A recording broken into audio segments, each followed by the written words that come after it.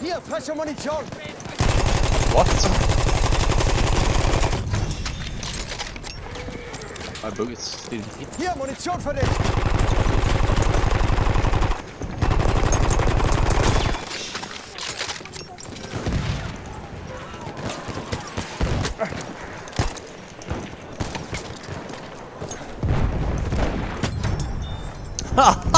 He got so fucking wrecked.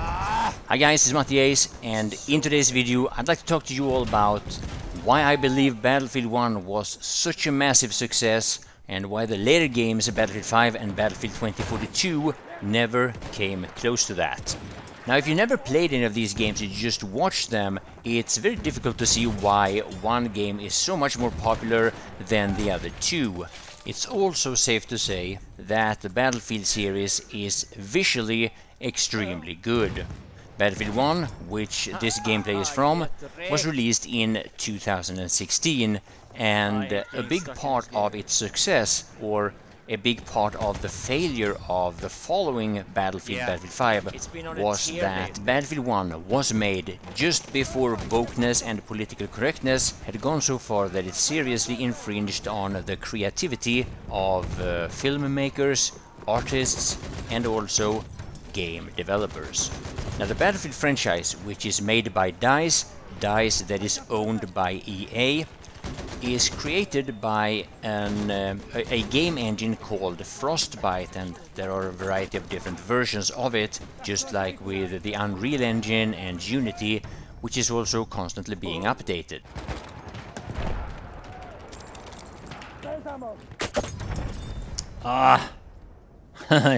He crossbowed me, I limped at him. Yeah, a little bit of a limpet charge there, I just had to do it. Yeah, so where were we? Game engines and graphics. Now, one of the tricks that I've seen more low-quality games do when they're trying to give the impression that they actually can match a AAA title and they want to promote their game as a AAA title is that they exaggerate the saturations with the colors, the bloom effects, and a lot stronger contrasts and stuff like that. Basically, just trying to hide bad or mediocre graphics behind overdone, colorful effects. Now, if you haven't really paid attention to what I'm trying to describe here, think of it this way. We all know that grass is green, but grass isn't green the way grass looks if you give a 5-year-old some paint and a piece of paper and tells him or her to paint grass. Now, in my opinion, DICE actually made this kind of mistake way back when, and in my opinion that happened in Battlefield 3. I think they overdid and exaggerated the colors in a way that made it kind of annoying to watch, with, at least in my opinion, some overdone saturation. The Battlefield games have a tendency to look very, very realistic. This, even though none of the games in the Battlefield franchise has ever been made with the claim of being realistic, and this is something that was emphasized on quite a bit when Battlefield 1 was released. It was not supposed to be realistic, it was supposed to be a game. DICE said this over and over again, and it's pretty safe to say that they nailed it. Now, me personally, I've never been an advocate for realistic games. I think that trying to make a game realistic only makes the game more boring. On the other hand, having realistic credibility as a bit of the framework for making the game will, if not only make the game look better and more enjoyable for the visual aspect, but it also many times prevents bad ideas from taking root and ruining a game that otherwise have a lot of potential. Now, this is, in my opinion, especially true with Battlefield 1, and one of the reasons to its success. The game is about World War I, and what that does is that it forces the game to stay within a certain framework in order to look believable for what World War I battles actually looked like. Now, the fact of the matter is, if you would Google or go to a museum and watch any of the vehicles or weapons that was actually used in World War I and compare that to what you see in Battlefield 1, if you haven't done that already, you'd most likely be amazed. What people have also done is that they have taken pictures or found pictures on Google from the actual areas where these maps are based from and compared it to what it looks like in the game, and it is astonishing how DICE actually made this look so believable. So, is this an automatic recipe for success? The answer is simply no.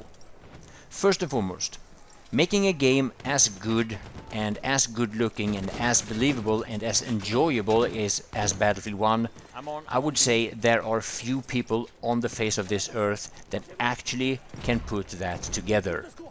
Truth be told, I think there is a lot of people that can learn how to program and make games, but I think there is a very, very limited amount of people that can make good games. Now, unfortunately, right after Battlefield 1 was released, the world suffered an enormous amount of ideological decay, where facts no longer mattered, it's all about feelings, and if anybody got hurt by any biological or otherwise scientific fact, then facts were deemed bad with a variety of different labels. Now, the level of how far ideological craziness can go in the Western world today can be astonishing to a lot of normal and sane people. But what might be even more astonishing is how this could actually affect and ruin gaming. Now, it is clear that when Battlefield 5 was released in 2018, something had happened at the office of DICE. But the truth is that there was more about Battlefield 5 that was a failure than what you can blame on ideology and politics. The game was, in my opinion, boring, slow, and it didn't really present that build-up to these epic moments that made Battlefield 1 so much fun. So now, after some time, we start hearing rumors that some of the key personnel that were working on the next Battlefield had left the studio. This is something that I guess was confirmed by the fact that when Battlefield 2042 was released, there was nothing at all like what people would expect from a Battlefield game. Something that later was confirmed was because Battlefield 2042 was not meant to be a Battlefield game at all, but there was nobody or not enough people left on the DICE studio to finish what was supposed to be Battlefield 2042, so they had to improvise in order to turn whatever that Battle Royale game was supposed to be into a game that fits in the Battlefield franchise, which, truth be told, it doesn't really. Well, I guess it depends on who you ask. Now, the irony of this failure is also that normally it takes 2 years between each Battlefield game, but Battlefield 2042 was released 3 years after Battlefield 5, so they had an extra year, but still. So now, if you're paying attention, you see that I keep switching names all the time, and some of you might realize that all the names I'm using are actually coins or tokens, meaning cryptocurrency. Yes, I am still bullish on cryptocurrency. I am bullish on basically the same coins as I was before, and I believe that crypto gaming is the future of gaming, and it's going to lead us into a completely different economy. So there you had a little bit of my ideology, and I'm sticking to it. I believe in it. I've made up my mind, and you cannot convince me otherwise. Now the question is, will we ever see a game like Battlefield 1 again? Will there ever come another game in the Battlefield franchise that will repeat or even succeed the success of Battlefield 1? Now another question is, will DICE and EA ever go crypto? There are some rumors saying that, and I'd like to hear from you guys. Would you be very, very irritated, angry, or disappointed if Battlefield became a game where you could earn crypto and own assets on a blockchain?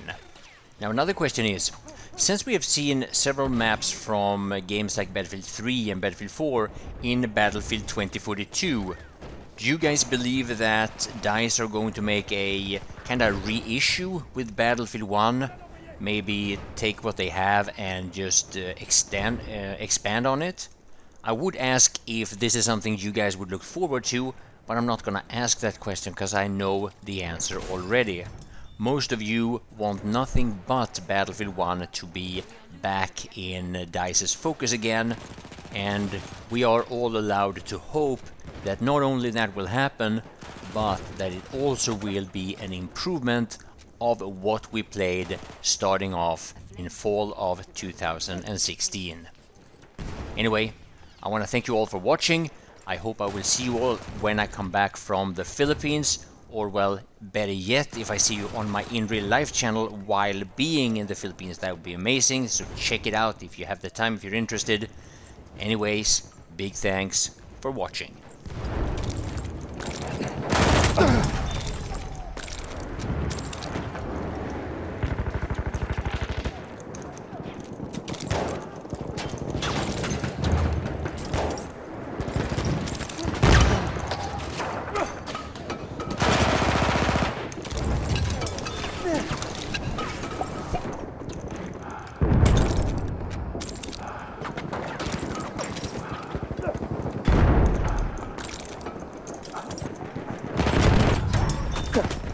No, didn't work.